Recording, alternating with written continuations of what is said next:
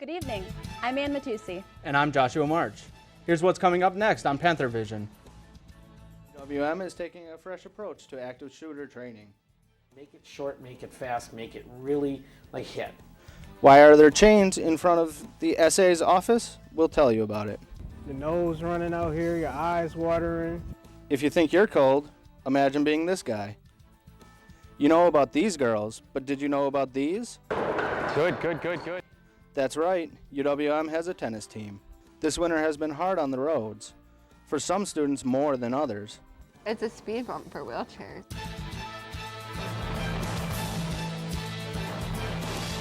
From the University of Wisconsin-Milwaukee, this is UWM Panthervision. A weekly newscast reported, written, and produced by students in the Department of Journalism and Mass Communication.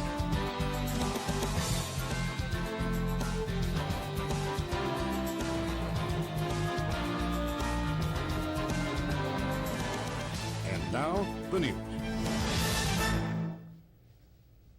Good evening. UWM is closer to implementing a new active shooter preparedness plan. The action comes after a year-long Panthervision investigation. Callie LeCount joins us with an update. Callie? Thanks, Ann. As we told you in our last newscast, UWM has created a working group to examine how to best prepare students and staff for an active shooter situation. Our investigation revealed a number of issues. Oh, wasn't on. We start. It's moving backwards. Hello? 1, 2, 3, 4, 5, 6. Just talk? As we told you in our last newscast, UWM has created a working group to examine how to best prepare students and staff for an active shooter situation. Our investigation revealed a number of issues.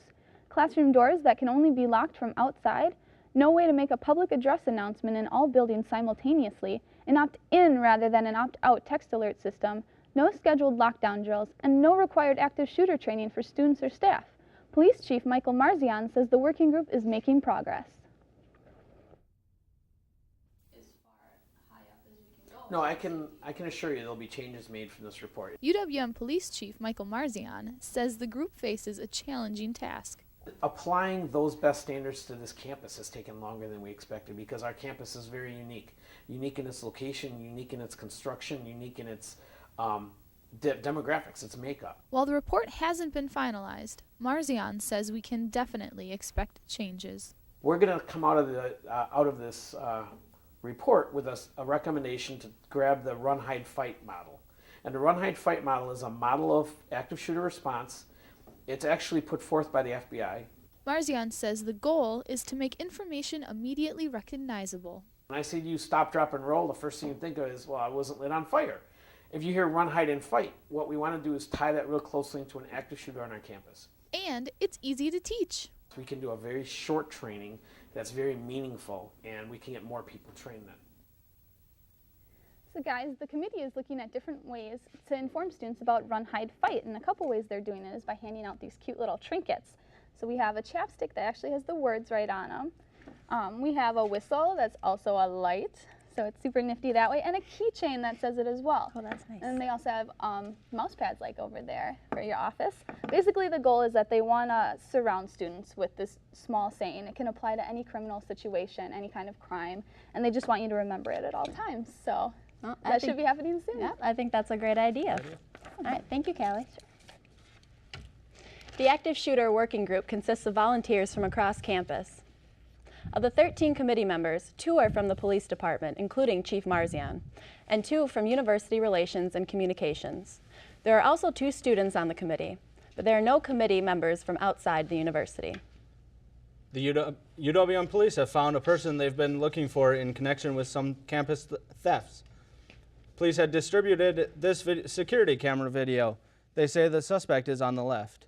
The man was arrested this past weekend. He faces felony charges, including burglary and 2 counts of unauthorized use of person's information. 3 suspects have been charged in connection with a rash of dorm room robberies at Sandburg residence halls.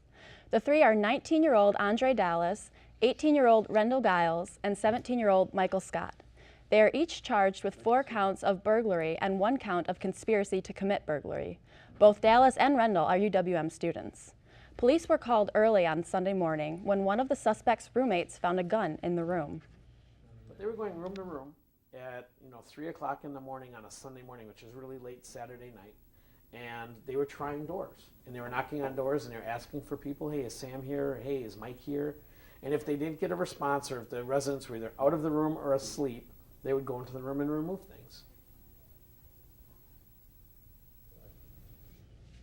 The firearm was found to have been stolen. Officers also found a large quantity of electronic equipment, including iPads, iPhones, and video games. The robberies may prove to be an eye-opening event for Sandburg residents. Panthervision's Shannon Rosewicz tells us how faculty and students are reacting. Sandburg Hall is home away from home for many UWM students. A violation of that space would leave any resident a bit uneasy. I had heard that there was a gun found, and that kind of freaks me out a little bit because I had lived here for an entire year in the same tower, and the fact that there was such a deadly weapon just sitting in a young adult's room is a little jarring. Sophomore Erin Farrell is a bit uneasy with this latest news, but she feels secure in the dorms.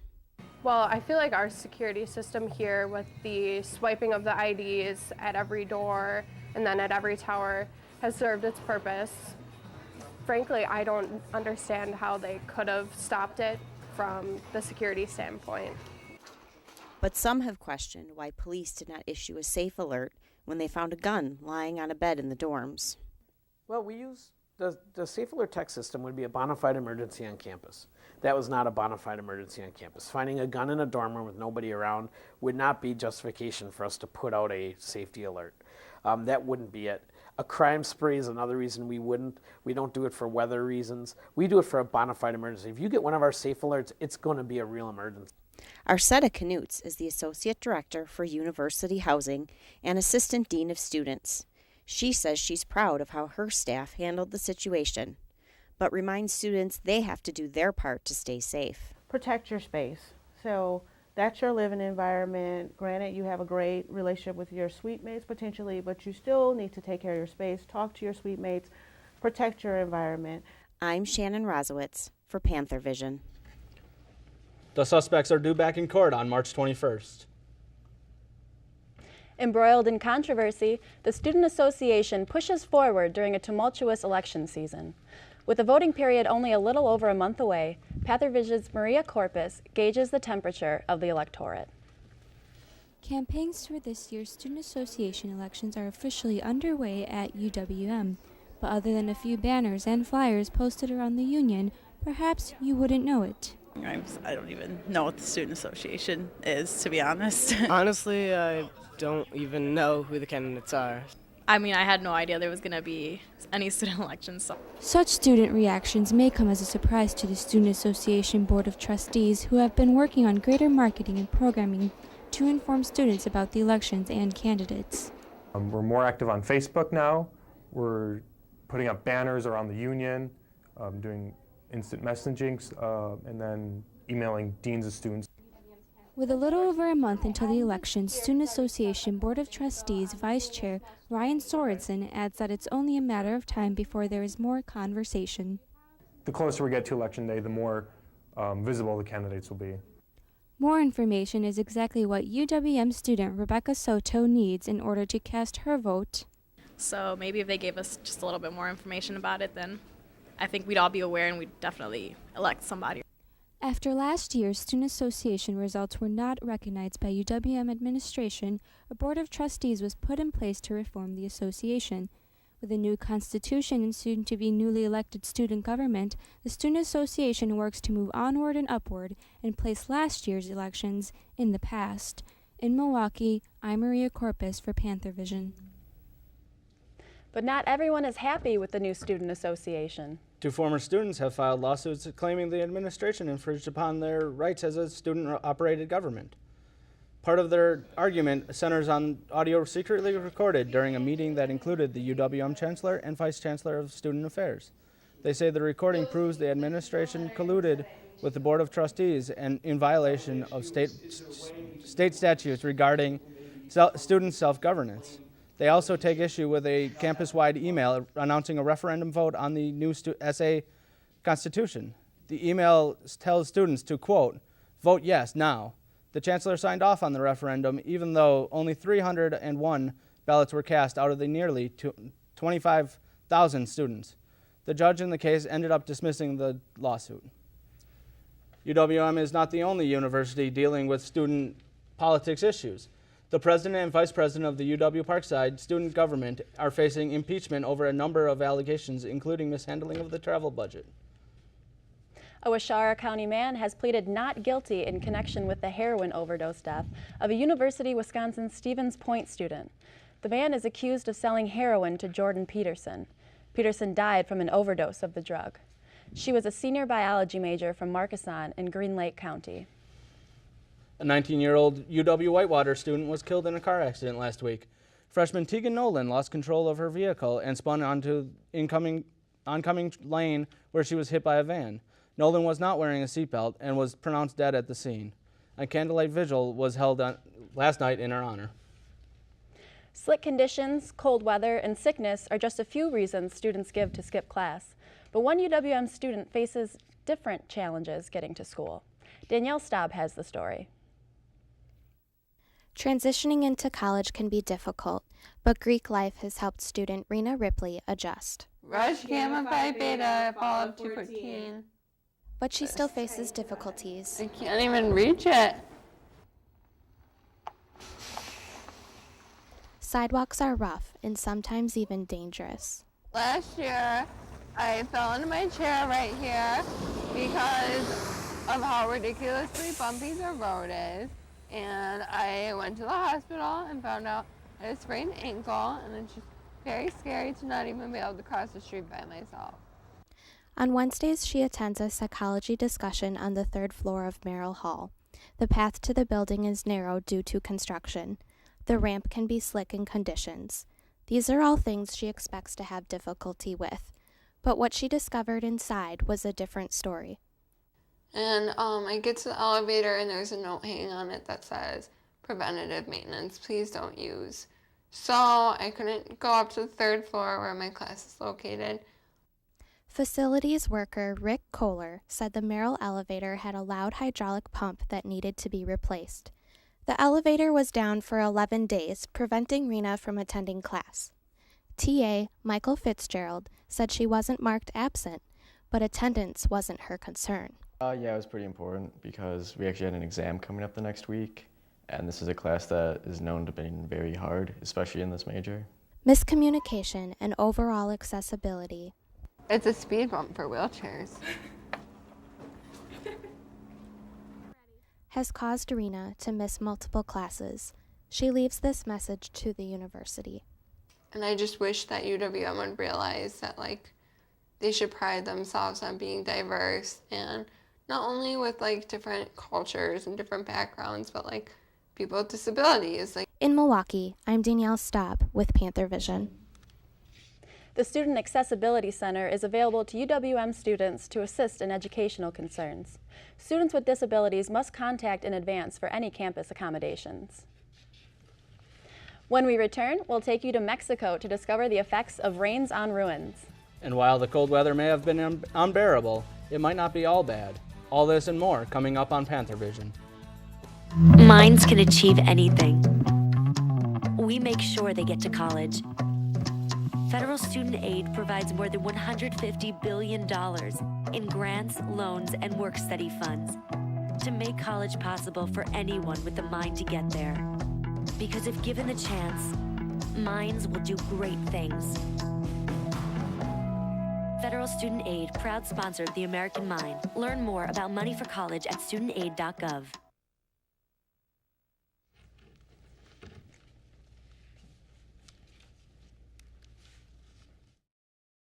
General issued this warning because radon can cause lung cancer. Radon is an invisible radioactive gas that seeps inside your home from underground. Protect your family. Have your home tested. Call 1-800-SOS-RADON. Radon problems can be fixed. Air pollution is seen as a threat to the planet's future. But one UWM professor has found it's a threat to the past as well. Tonight, Panthervision reporter Aaron Nordlow takes us to Mexico to study the effects of acid rain on cultural heritage.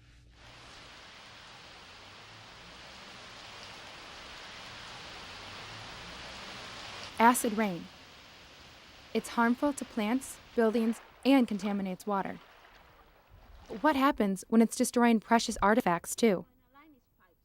12, this one is 11. The cumulative effect of the corrosion is pretty large, especially for the very thin features like the paintings and the frescoes on the sides of the stone. 8 UWM students traveled to southern Mexico to study this issue up close. We're studying the effects of acid rain and air pollution on the ancient structures.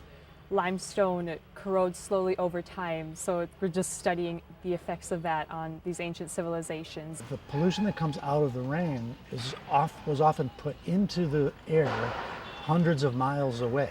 So that makes it hard to ascertain the sources of the rain. The students partner with one of the only universities in Mexico studying air pollution. As it rains, we stand outside with the funnels and collect it. Then once we do that, we take pH strips to test the acidity of the rain. And then once we get all that data collected, we go to a website to try to figure out where the pollution came from. As the students found out, heavy pollution in Mexico and lack of government resources means this problem isn't going away anytime soon. These ancient civilizations, a lot of the stuff is still very prevalent in the culture here today, and it's important to kind of keep it and remember it. So the fact that it's kind of deteriorating over time and want to kind of stop that and see how it can maybe be prevented. In Mexico, I'm Erin Nordlow for Panthervision. Next week in Ruining the Ruins, Erin will tell you how to get involved with this program.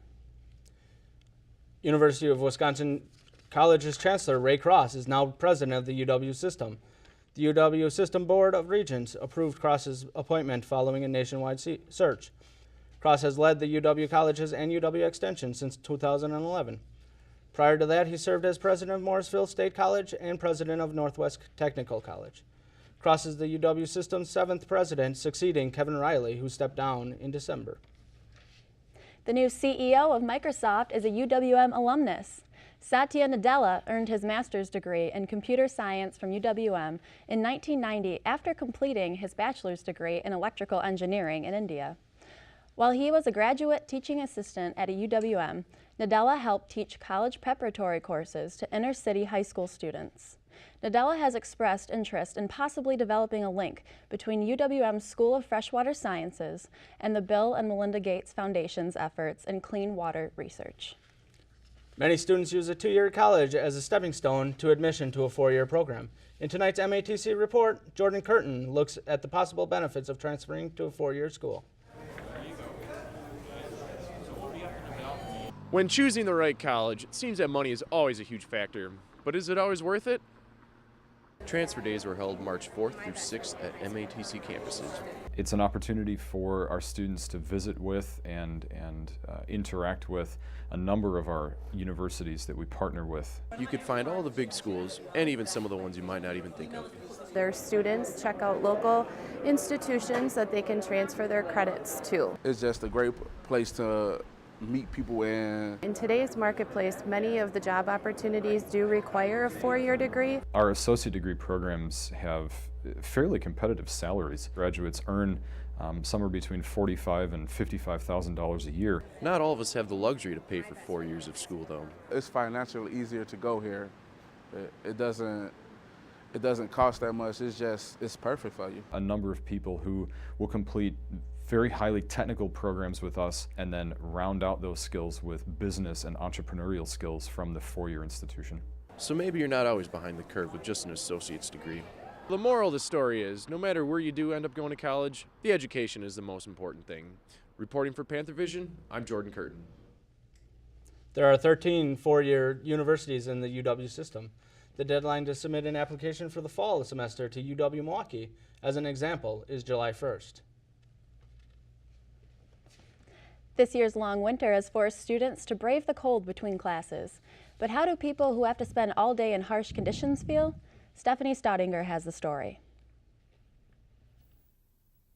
It has been a tough few months for UWM students as they brave the snow, wind, and below-zero temperatures in order to make it to class. UWM freshman Zoe Basic has a few remedies she uses to stay warm. I double scarf it and I have my sister's mittens. But yeah, I mean, not too much to do really, besides stay inside.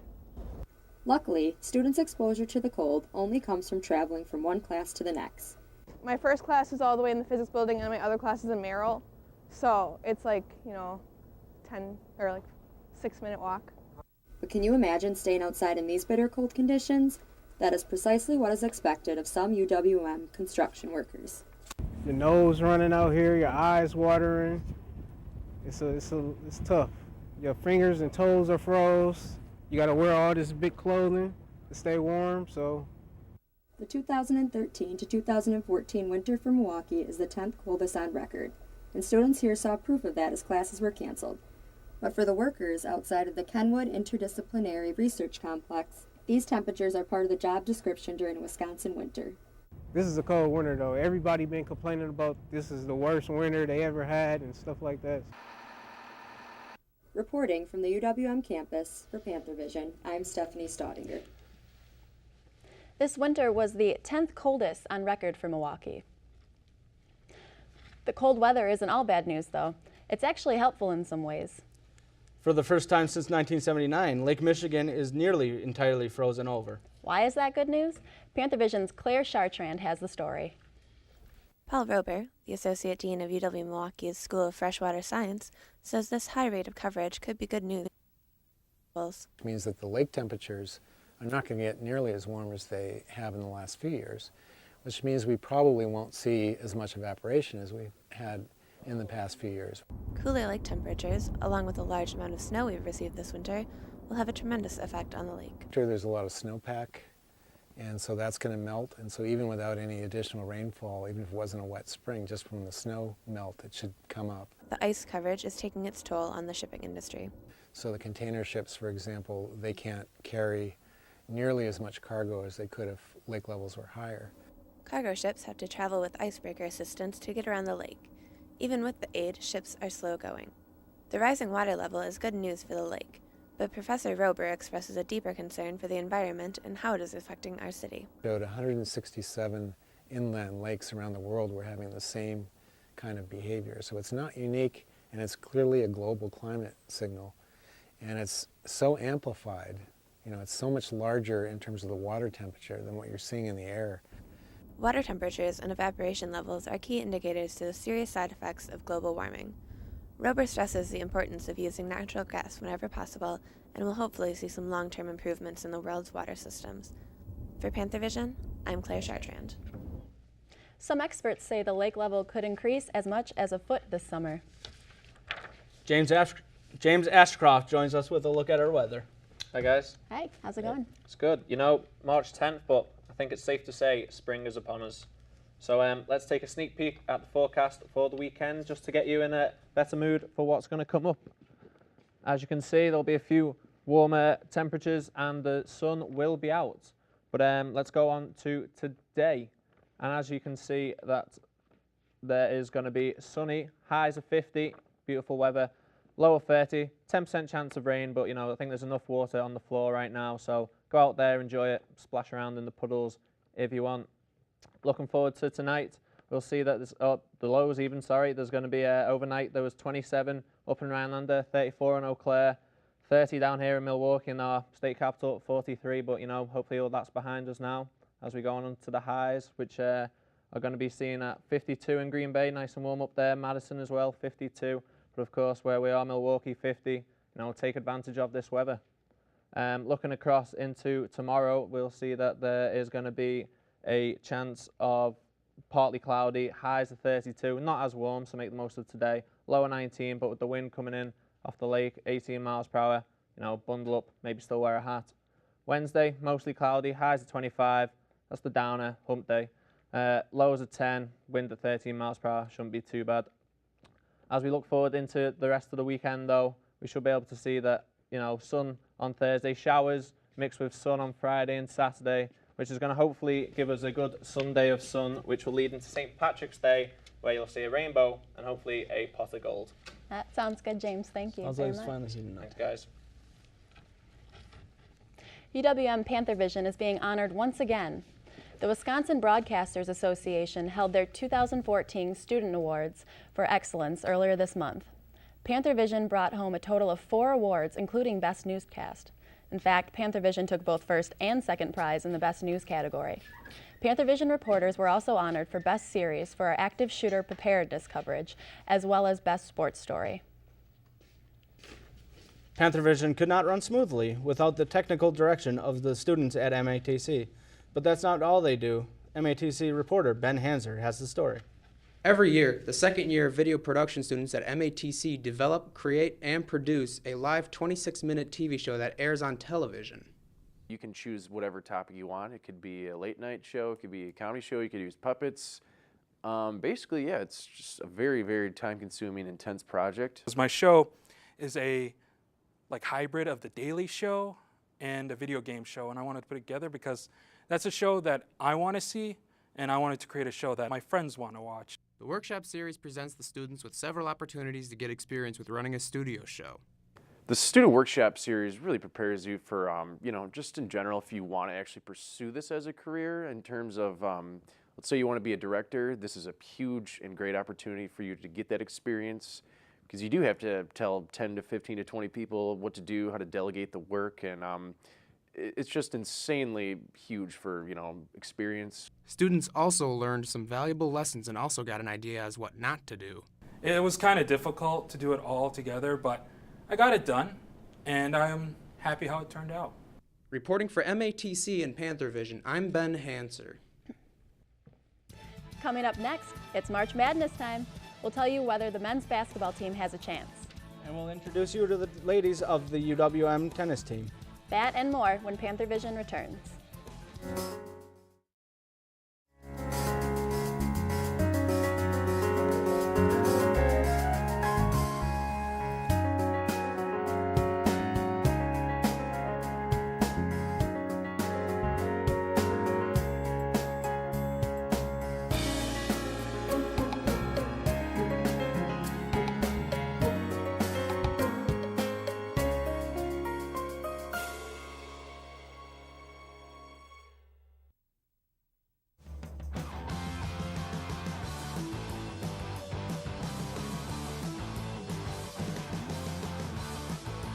This is where powerful ideas lead to proven results.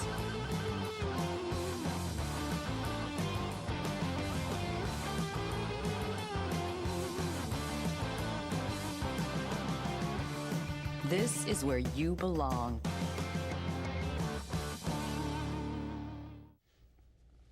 It's Horizon League tournament time. And on the line is an automatic bid to the big dance. Blair Hicks joins us for a look at how the journey to the championship is going. The Panthers are now one game away from the NCAA tournament. After beating top-seeded Green Bay on Saturday night, the Panthers are playing in the championship game on Tuesday.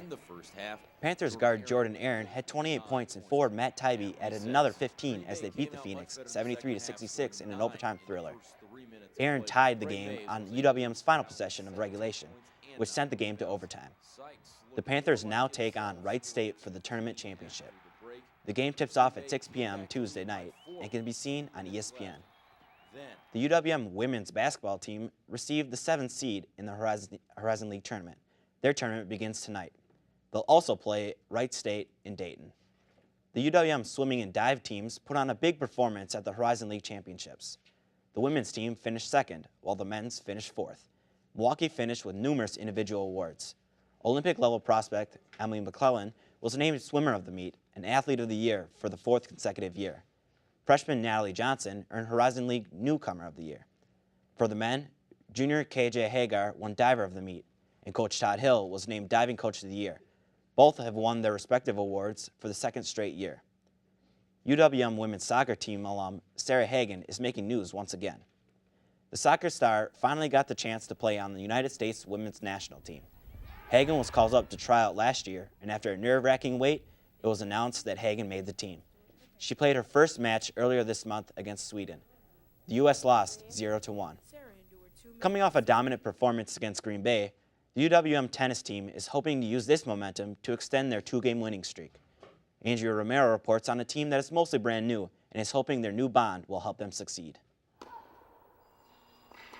With Horizon League play starting, the UWM women's tennis team have one thing on their minds: winning. Come out like fully competitive, fully ready. I mean, I feel like every year we want it that much more. Coach Greg Cromwell starts his first season with the team at 2-5 in all competitions, but says the team has a lot more to offer. We are 2-5, but we have a win over Drake. Our first win of the season was over Drake. First match of the season. They're a nationally ranked team now. This year, the team consists of mostly incoming freshmen, but don't let their young age fool you. They're very, very tough on the court. They don't fold in high-pressure situations. It's really nice. Having coached a winning season at Divine Savior Holy Angels High School here in Milwaukee, Cornwell sees a type of hunger in the younger players. I think this school, this program, and this team in particular, these players are just very, very tough. I know why Sean recruited them. And for freshman Diana Tokor, the upperclassmen have made the transition onto the team very easy. I get along so well with them, and they have such good personalities, and they support me. Whoever the opponent may be, the UWM women's tennis team knows that what matters most is winning the Horizon League. Good, good, good, good. In Milwaukee, I'm Andrea Romero for Panthervision. That's it for sports. Back to you, Josh and Ann. A local band is heading to a big festival this week.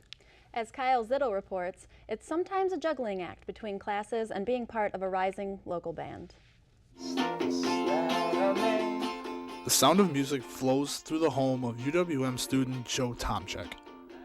Joe and his band, Paper Holland, are taking their show to the heart of Texas to the South by Southwest Festival in Austin.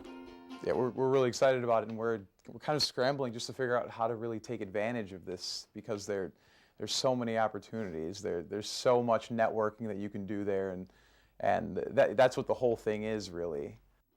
South by Southwest is a huge multimedia event with crowds over 250,000 people for the 10-day extravaganza.